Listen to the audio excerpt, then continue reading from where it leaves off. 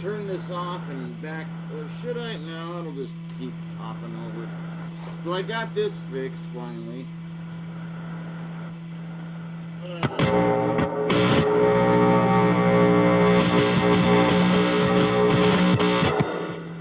I just bring it over to my cousins. I'm like, can you fix it? And if you can, then yay. And if you can't, then I think I found a new guy for the stuff that my cousin can't do. Because my cousin's pretty good doing simple things. Well, he's actually completely built a guitar for me, so, what else is there? And he's going to try to fix his own. He broke his neck off of Jackson. He's going to try to fix it himself. I go, if you can do that, then you are, you should go into the, guitar repair business, because there's good money in it. But he makes such good money. He's like in charge of all the Bank of Americas in Southern California, I'm sure. It could be all of California. I don't know.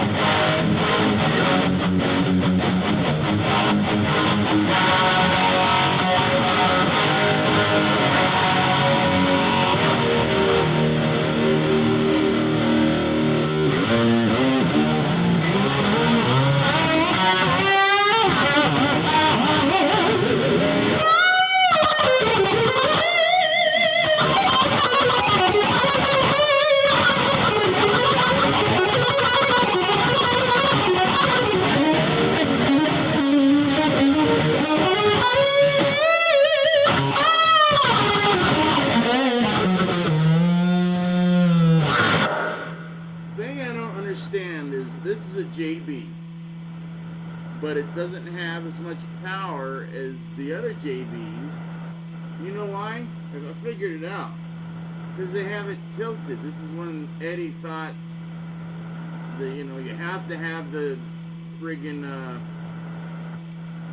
pickup at a tilt, so every string has a pull. It's covered, but it's only covered by one. If you have it straight, at least it's all even. But this way, some strings have more and some strings have less. It's stupid. It's a stupid thing, but you know, this is when Eddie was learning, but it just carried over. And the other thing I hate about Van Halen guitars, the Wolfgangs, well, I love. The Wolfgang that Eddie made, the last one. I don't like the PVs. I hate the Music Mans. I sold my Music Man just because, like, Music Man. Get rid of it. Stupid, but whatever. It's gone. And the PV, I think I sold to a friend. I can't remember what I did with it, but it's gone. But I didn't like it. Who cares? To me, it was like, he's... Ugh, ugh.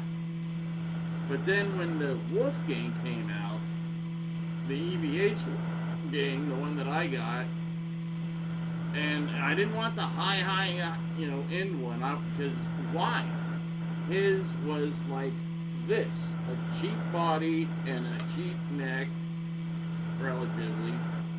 You know, it was a B stock, so he got the body for what, 80, and the neck for about a little more, close to 100. His story changed. I'm thinking it was probably even less, but whatever. He said whatever he's got to say. And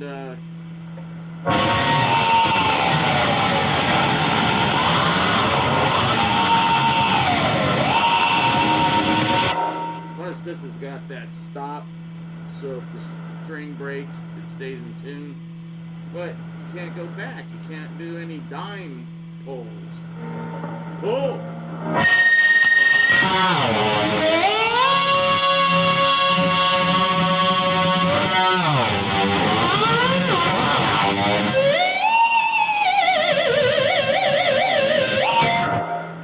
What was I saying? Yeah, so this I hate this being here, but with this paint job, you can't touch the guitar.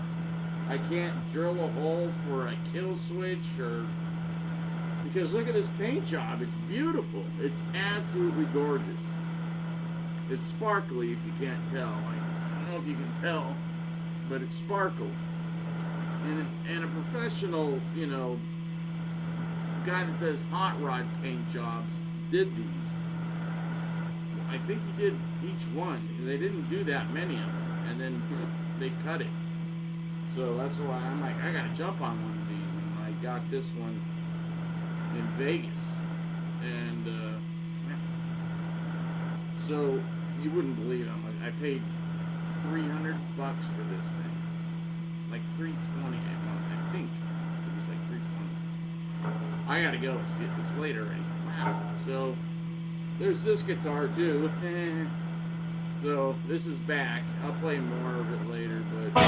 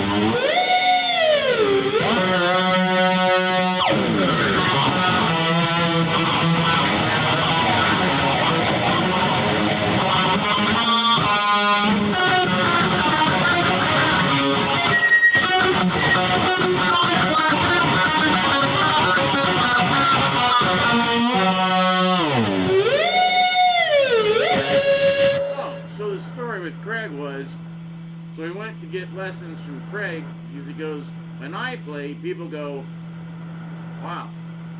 But when you play, people go, ah! And I want them to do that with me. And at the time, Craig looked like Randy. Same haircut, same build. He had a cherry sunburst Les Paul custom and a custom Charvel Star. The only other guy I knew that had one. And he got the Kaler. He had a Kaler put on his, and that's how I got hooked up with Kaler, was through Craig Turner. Because Craig had a name for himself just for being the guy that taught at Musonium. And then he got in a band with Drew Forsyth, and they were in several bands. Network, Highlander, and another one.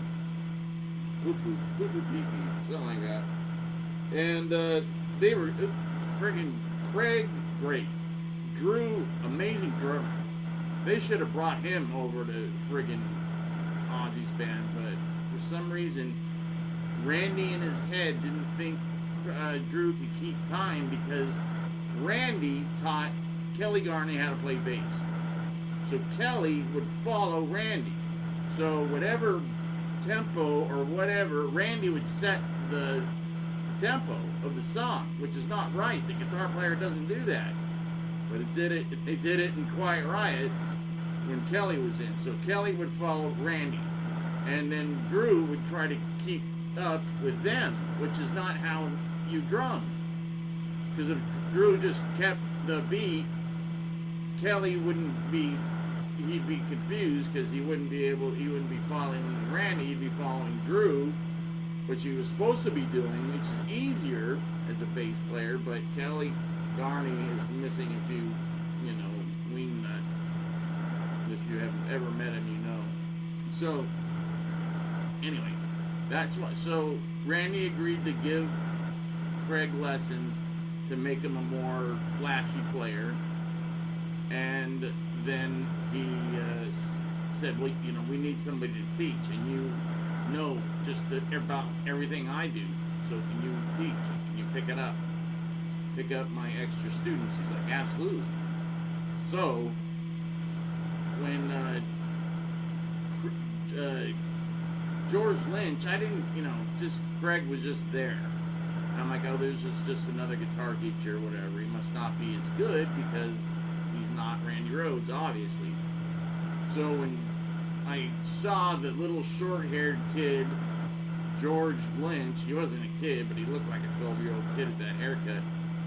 And I asked him, why don't you grow your hair out and be a rocker like everybody else? He goes, because I'm the only one with, 4 stacks. Randall, Marshall, whatever it was he thought was the cool amp. He bought them all. He tried everything, trying to find that sound. And he eventually went back to Marshall, I think. But anyways, yeah, so George was just horrible. He would, this is your lesson for today. Play, he'd give me a rhythm chord pattern. He goes, play that. And I'd play it. And then he... You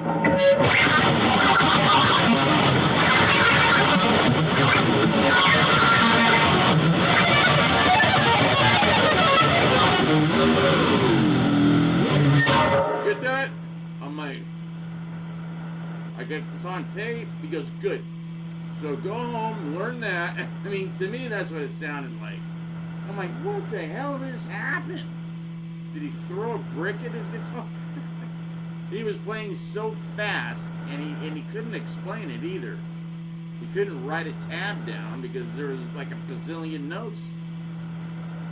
So, because he was absolutely trying to be the next Eddie, and he had no, he was going to out Eddie, and you can't. Eddie is an anomaly. There's never going to be another Eddie. Not even his fat little son's going to do it. Not that he could. He could, but he won't, play with his wang bar for one. And that's what Eddie called it, so that's what I always call it, wang bar.